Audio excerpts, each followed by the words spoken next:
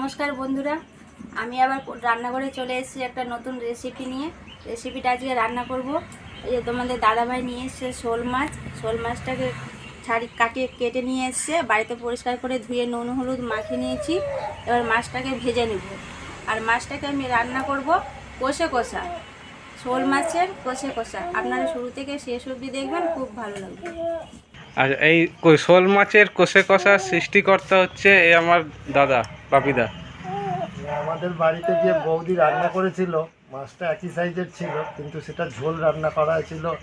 বাবুদার তার পছন্দ ছিল, কিন্তু আজকে একটু অন্যভাবে করা হবে।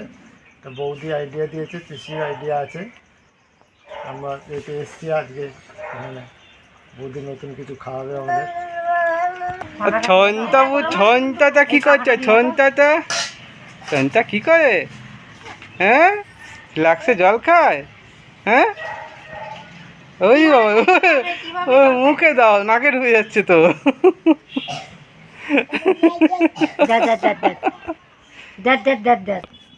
এবার মাছ ভাজার জন্য আমি কড়াইয়ের মধ্যে এবার আমি মাছগুলোকে ভেজে নেব।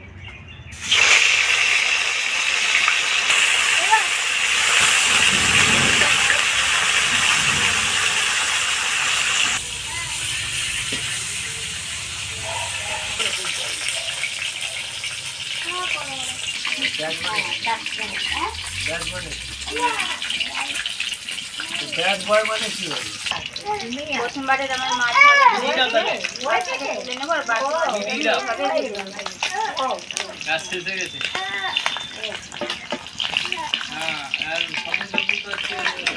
আগে বলেছে, সকালে বলেছে যে আজকে কিন্তু আমার কাছে কিনতে।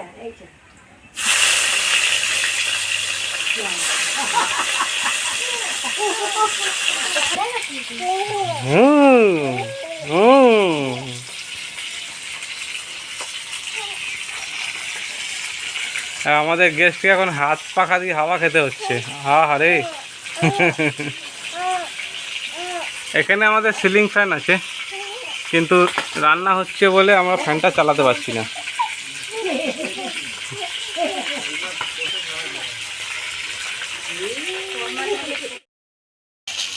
মাছ ভাজা কমপ্লিট হয়ে গেছে, মাছগুলোকে তুলে দেবো।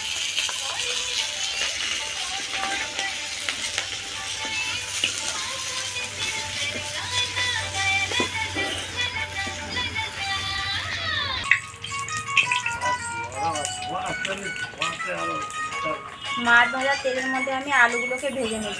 আর মা আলু কেটে দিয়েছে, আলু পেঁয়াজ সব কিছু আমাকে রেডি করে দিয়েছেন মা। আমি শুধু রান্না করবো। এবার আলুগুলোকে আমি ভেজে নেব।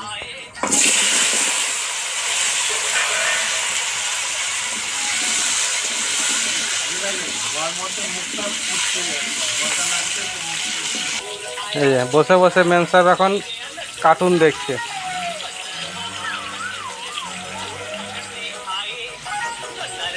এই হচ্ছে এর অবস্থা,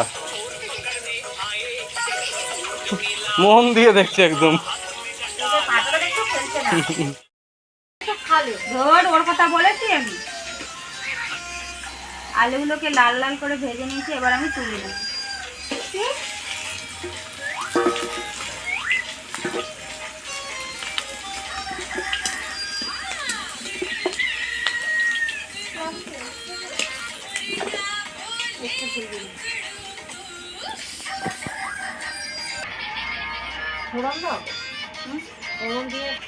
এবার আমি তেলের মধ্যে ফোড়ন দিব গোটা জিরে, গোটা শুকনো লঙ্কা, তেজপাতা। এবার আমি বড় সাইজের দুটো পেঁয়াজ কুচি করে কেটে নিয়েছি, পেঁয়াজগুলোকে ভেজে নেব।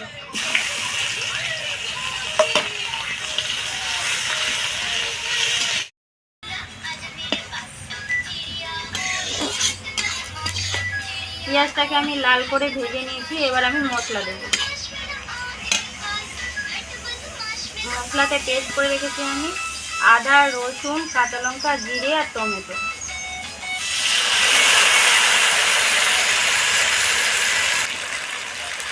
এবার দেবো আমি পরিমাণ মতো নুন,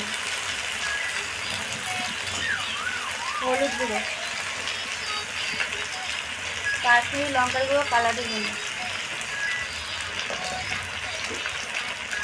এবার আমি অল্প জল দিয়ে মশলাটাকে কষে নেব। মশলা ভালো করে না কষলে মাছের কালিয়া স্বাদ লাগে না। মশলাটাকে আমি ভালো করে কষে নেব। ক্যামেরা করছে তাই তো।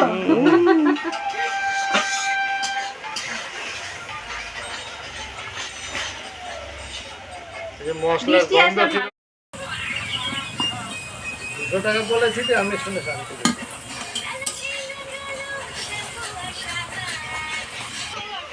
মশলা কষানো হয়ে গেছে আর মশলা থেকেও কি সুন্দর তেল বেরিয়ে গেছে। এবার আমি ভেজে রাখা আলুগুলো দিয়ে দেব।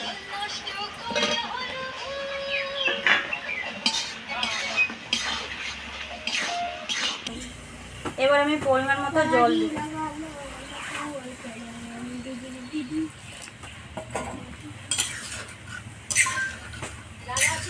এই যে আমি এতটা জল দিলাম, এতটা জল থাকবে না, আলুগুলো সিদ্ধ হবে। আর সিদ্ধ হওয়ার জন্য আমি কিছুক্ষণ ঢাকা দিয়ে রেখে দেব।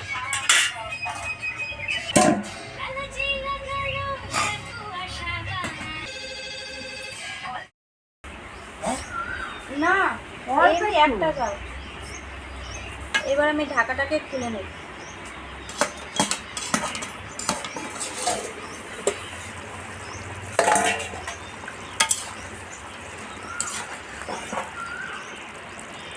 আলু সিদ্ধ হয়ে গেছে।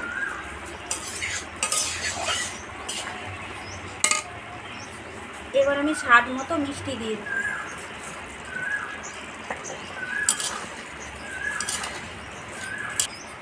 এরপরে আমি ভেজে রাখা মাছগুলো দিয়ে দেব।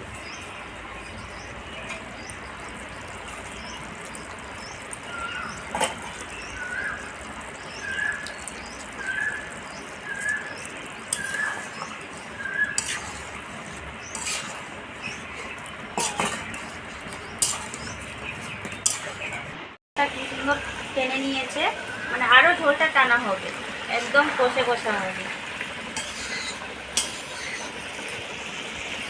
এই শোল মাছটা আলু দিয়ে, আলু ছাড়াও হয়, আমাদের তো আলু না দিলে চলে না। আলু দিয়ে এরকম কষা কষা করে রান্না করে খাবেন, দেখবেন খুব সুন্দর লাগবে খেতে।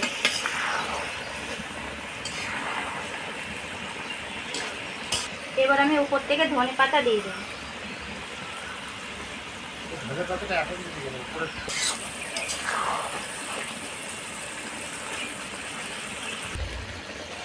শোল মাছের কষে কষা রান্না আমার কমপ্লিট হয়ে গেছে। এবার আমি নামিয়ে নেব।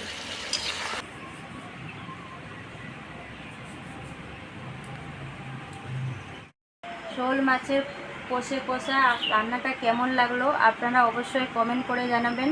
আমাদের রান্নাগুলো যদি আপনাদের কাছে ভালো লেগে থাকে অবশ্যই লাইক কমেন্ট শেয়ার করবেন আর সাবস্ক্রাইবটা অবশ্যই করবেন। ভালো থাকবেন, সুস্থ থাকবেন, দেখা হচ্ছে আবার পরের দিন।